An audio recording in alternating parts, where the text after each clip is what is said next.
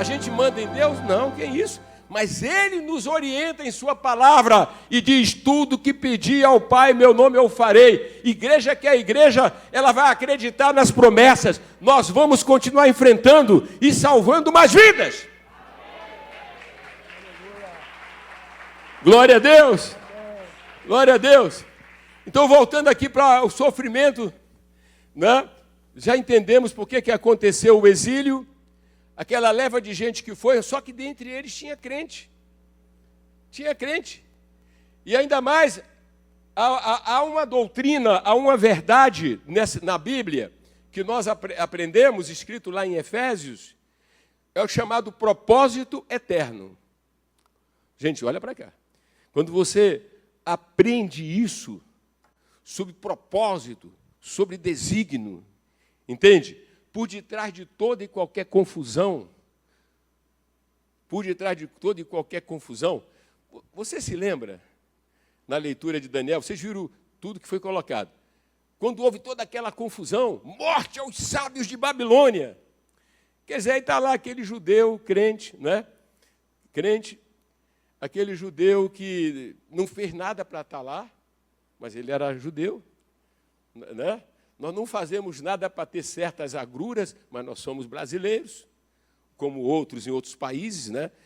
Enfim, correto? Mas para dizer que há um propósito de Deus, quando você entende a questão do propósito e do desígnio de Deus, e se você crer de fato nele, independentemente de qualquer juízo, mas há uma interferência de Deus para te salvar.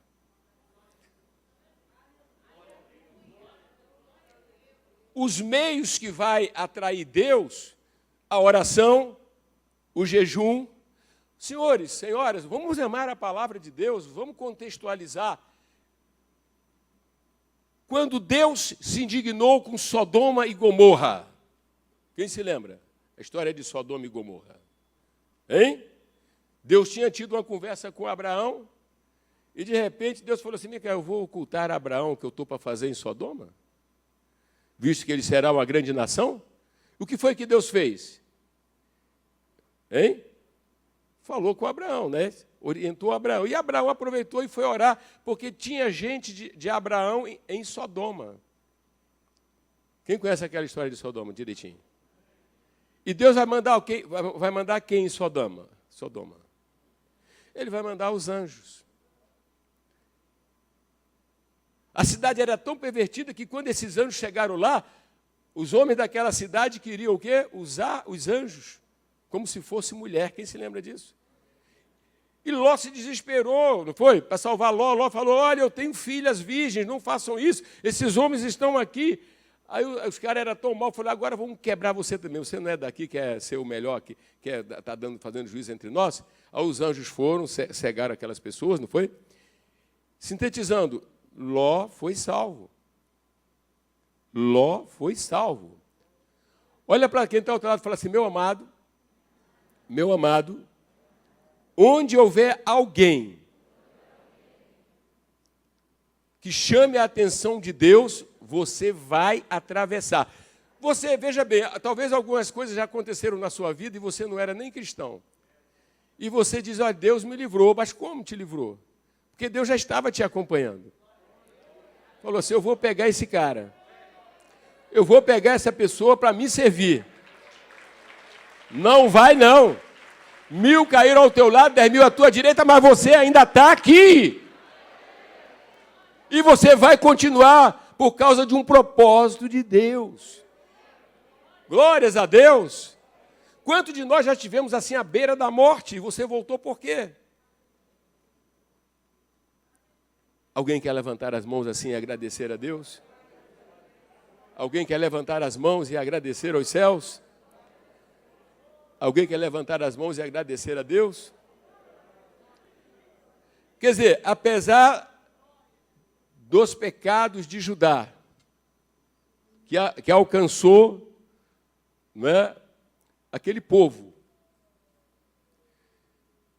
Mas quando eu falo de propósito, eu vou falar de algo que Deus... Ontem nós ouvimos uma mensagem sobre fidelidade, temos que ser fiéis, porque Deus é fiel, né? Se existe uma coisa que você nunca deve duvidar, é de quê? O amor de Deus que se manifesta na sua fidelidade. Talvez hajam pessoas novas que não consigam pegar o todo, isso é um processo, mas Deus não tinha intenção de eliminar Israel como nação. Os juízos, quando vêm, ele realmente vai entrar com força, vai morrer gente, vai morrer gente, porque são pervertidos, não é? Quer dizer, querem trombar com Deus, não adianta bater de frente com Deus. Saddam Hussein, não adianta bater de frente com Deus. Fidel Castro, não adianta bater de frente com Deus. Herodes, não adianta bater de frente com Deus. Nabucodonosor, não adianta. Senaqueribe, não adianta. Não dá, não vai dar nem para chegar perto.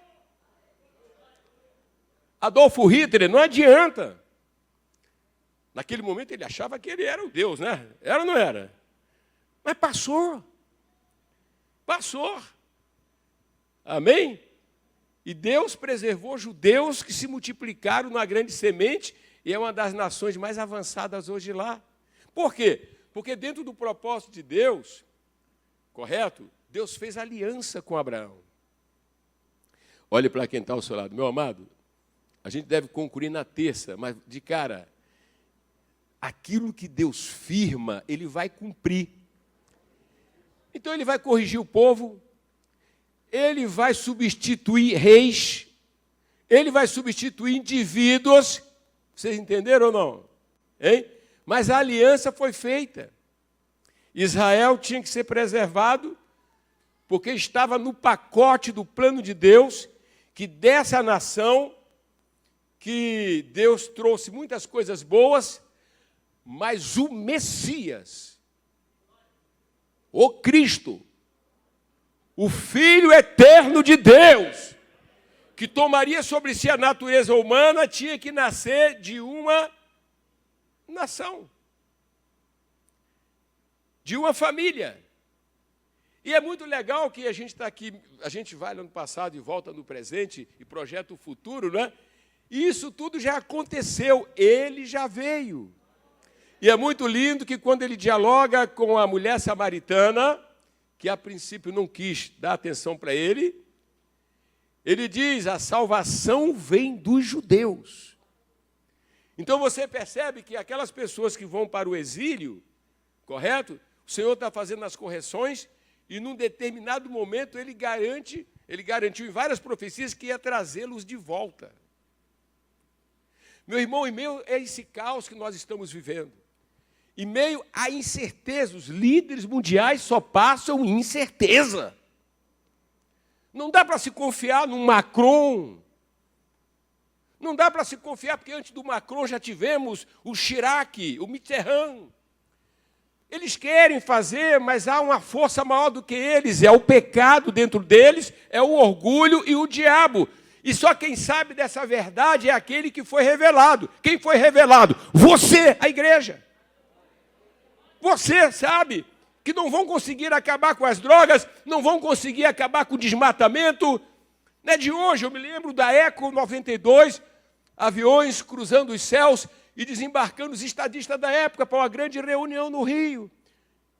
E o que é que houve depois de 92 para cá?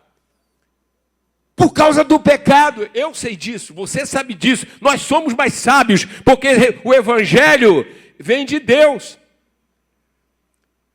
E aí qual é a nossa única esperança? Qual é?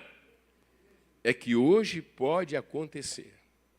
Pode ser nesta manhã. Pode ser antes que termine o culto. Pode ser hoje à noite.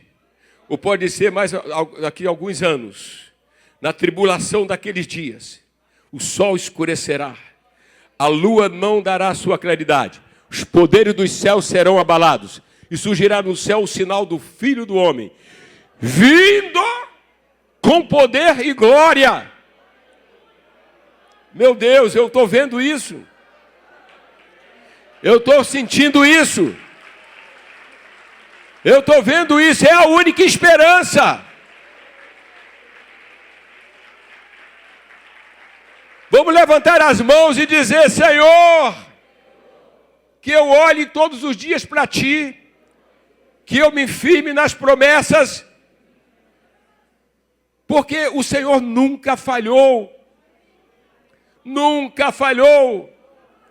Nunca falhou. Porque nós sabemos que, tendo cumprido o tempo que os judeus ficaram na Babilônia, Deus levantou um outro imperador, que foi o Ciro. Revelado na Bíblia, não foi, se eu não me engano, 200 anos antes, o próprio nome. Vocês estão entendendo? E Deus disse que ia trazer o povo e levou, gente, de volta. Nós já estudamos isso aqui. Glórias a Deus. Glórias a Deus. Então olhe sim para quem está ao teu lado. Tenha mais devoção por Jesus. Tenha mais amor pela Bíblia. Não seja carnal. Ame as almas. Porque é tudo aquilo que é propósito de Deus vai se cumprir. Amém? Então, para a gente tentar concluir, e a gente joga para terça-feira, a gente tem coisa que tem que jogar para terça-feira mesmo, né? Então venha terça-feira mesmo. Então nós vamos observar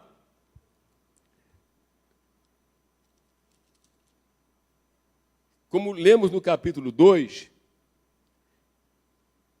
que aquilo que queriam, que Nabucodonosor queria que fizesse, se tornou um laço. Porque se não contassem o sonho e não dessem a interpretação, iriam todos ser mortos. Deus tem nos falado nessa luta contra a pandemia, que se tem algo que precisamos melhorar, é na arte de falar com Deus. Eu vou repetir. Se tem algo que eu e você precisamos melhorar, e eu estou dizendo a gente que já ora, né? Eu estou dizendo nós todos que temos uma experiência de oração. Amém? Queira aumentar essa experiência de oração.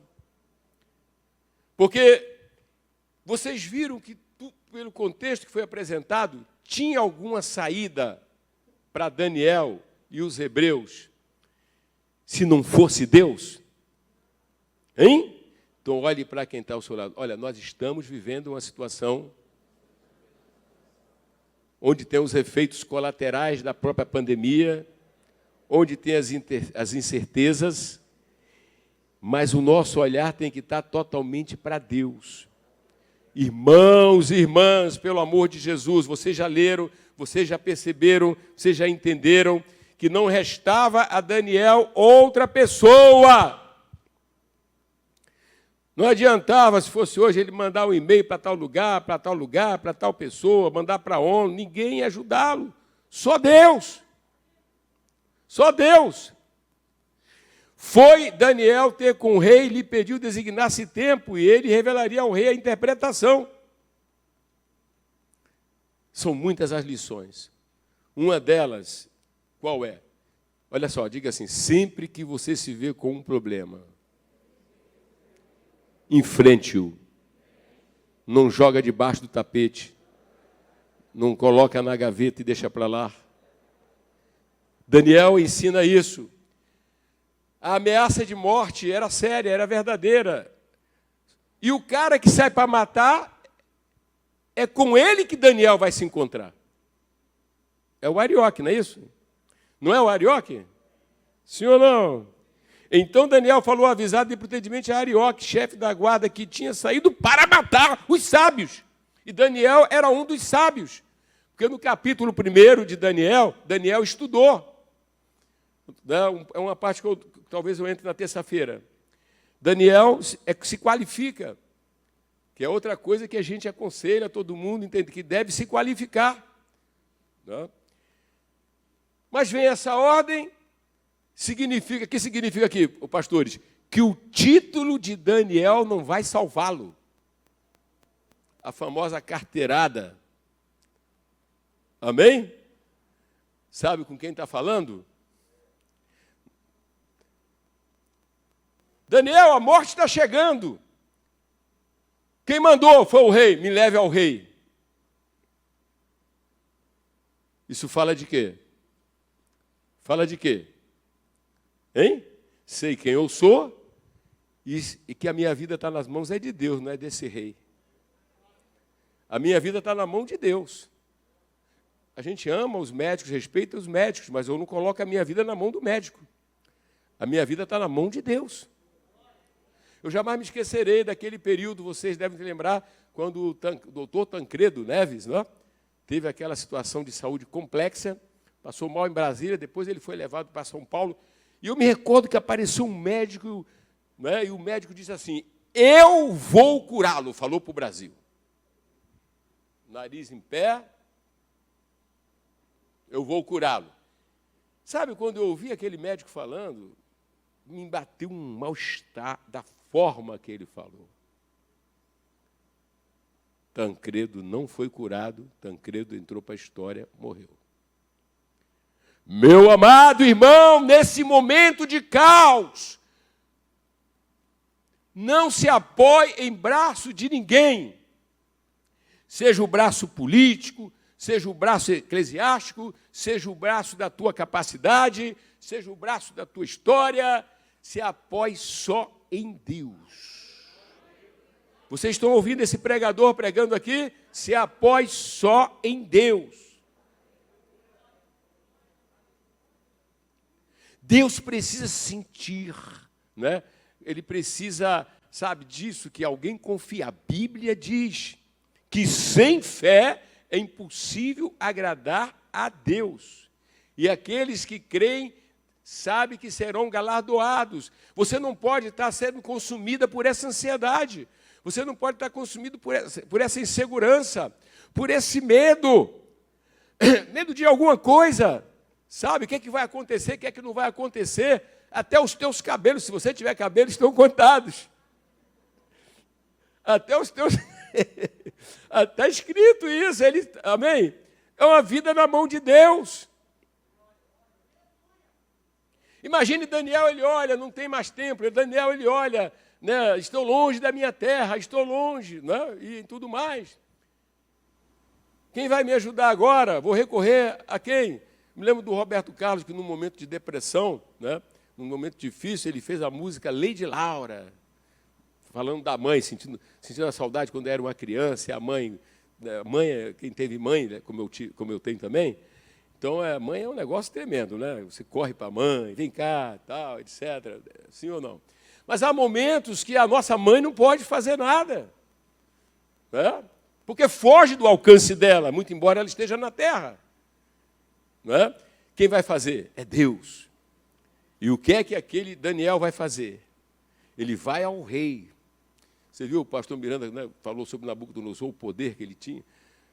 Mas ele vai àquele homem. Mas quando ele vai, ele respeita a investidura, pastor Celso, mas ele não teme, porque ele teme a Deus. Alguém que está acima do rei, alguém que está acima do problema, alguém que está acima de tudo e de todos. E quando ele fala, ele pede ao rei um tempo. O que sugere quando Daniel pede um tempo? Irmão, presta atenção. Nós somos um povo da Bíblia. Tem crente sem Bíblia e tem crente de Bíblia. Quem prevalece? O crente da Bíblia. O crente, você tem que ter uma base. De onde veio essa segurança de Daniel diante do maior rei? Do homem que mandou matar, tinha o poder da morte, o poder da vida. De onde vinha, irmã, essa segurança? Vinha da sua relação e conhecimento de Deus e de que mais? Alguém tem que falar aí. Ele conhecia o que, gente? As profecias. Ele conhecia as promessas. Deus não nos mandou para a Babilônia, porque a Bíblia diz que não foi Nabucodonosor que na sua força diz que Deus entregou. Mostrando que Deus que tem um domínio das coisas. E Nabucodonosor, ele pensa até que é ele. Né? As pessoas pensam que é ela, mas Deus tem um controle. O teu Deus tem um controle, o meu Deus tem um controle. Essa situação que você está vivendo, quem sabe jurídica, está na mão de Deus.